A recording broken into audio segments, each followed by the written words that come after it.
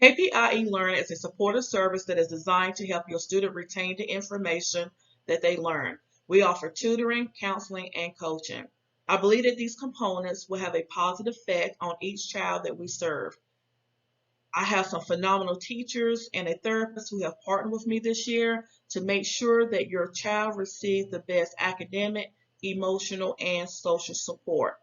As a student coach, one of my responsibilities at my company is to help identify each child's learning preference. For me, that is very important. There are 7 learning styles, but there is one that a child or a student would prefer over the other. And out of those 7, there is one that is more dominant than the other 6. And it is my job to figure out what is the preference of that child and utilize it in the teaching and the learning for that student.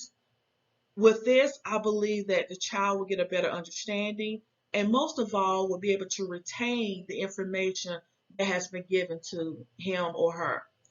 So as you watch this video, um, pay close attention to the different styles and see if you see anything that's familiar with your own child. And then if so, then it could be a strong possibility that this is your child's preference. All right, let's get started. One of the most preferred learning style is a visual learner. I myself am a visual learner. I really need pictures.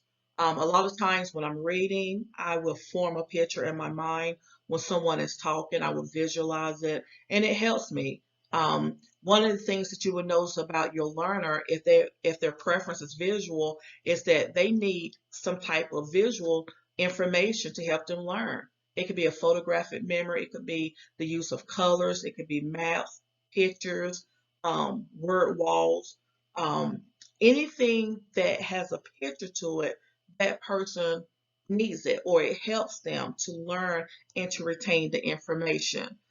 These students typically sit at the front of the classroom, not always, but typically they sit at the front. They need quiet time to study. They learn by seeing charts and diagrams. So if you see or if you notice that your child does better by pictures, then this may be your child's preference.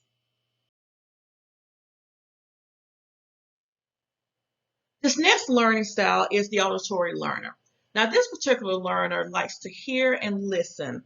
They don't like a lot of noise because they have to be able to concentrate and focus on whatever it is that's being taught. He or she, they are a good talker, and some of the things that could help them is asking a person, can you please repeat what you're saying?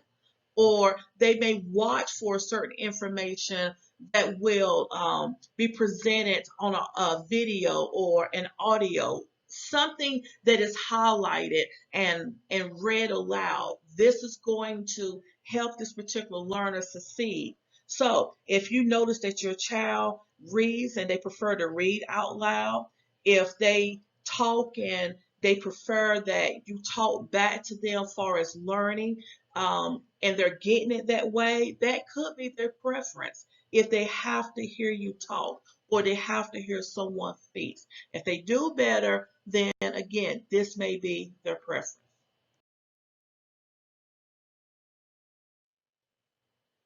Our next learning preference is kinesthetic. Now, this is the hands-on type of learner. This learner likes to move around. Um, they have great physical memory. Sometimes, they're athletes, they're good in sports. They learn better through skits, games, building blocks, math manipulatives. So they like to move, they like to do things. The one thing about this type of learner, though, they may lose interest quickly. So if you have this type of learner that's in your classroom, or if you're raising this type of learner, you have to be very creative. You have to help them to, you may have to play games with them. You may have to, just do some things that's hand on to keep their focus.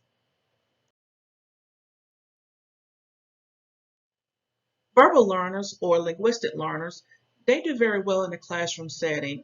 These particular learners, they have the ability to reason, solve problems, and learn using language. These particular students or learners, they also like to write things down. They learn this way. So if you notice that your child does well writing things and reading things, or they can learn just by being in front of, for example, it could be a pre-recorded video, but they have the ability to go back and rewind it, try to get a better understanding, because again, they have that ability to reason and solve problems. So if you notice that this is your child's preference, then I would say stick with it. Utilize whatever you can to make sure that your child has the best support as this style being their preference.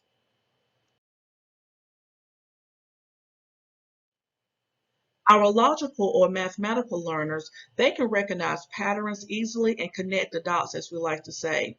These particular learners, they use reasoning and logical sequencing to absorb the information that's necessary for them to retain the information.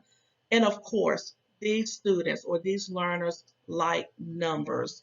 Have you ever lived with a number person? I have. And that means that their world is surrounded by numbers. Things don't make sense unless they can put a number to it.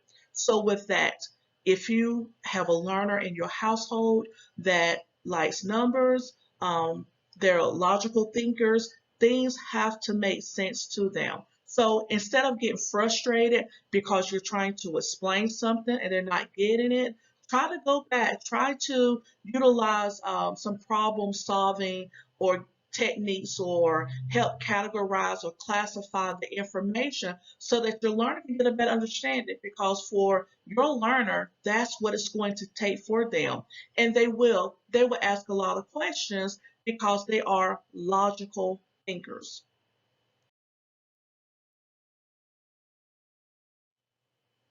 Social learners, they like to observe. These type of learners can learn through behaviors in a good environment and also in a bad environment. It's very important to allow your child or your student to be around positive environments so that they can learn things that is going to help them to develop socially. These particular learners, again, they can pick up new ideas or new behaviors from people that you may be aware of, and also things such as just watching TV or being on social media. Social learning can be healthy as long as it's in a proper environment or in the proper environment and coming from a positive frame of mind. One of the four steps in social learning, according to the theories, is attention, retention, reproduction, and motivation. So, for your social learner student, one of the things that you have to do is motivate them. Motivate them into doing something positive. Motivate them. Let them see you being motivated by your actions. If they see, for example, at home that you're motivated to make up your bed before you leave your room and start your day, then they will do it as well because they are observing, they're learning it. It is a social thing that has taken place.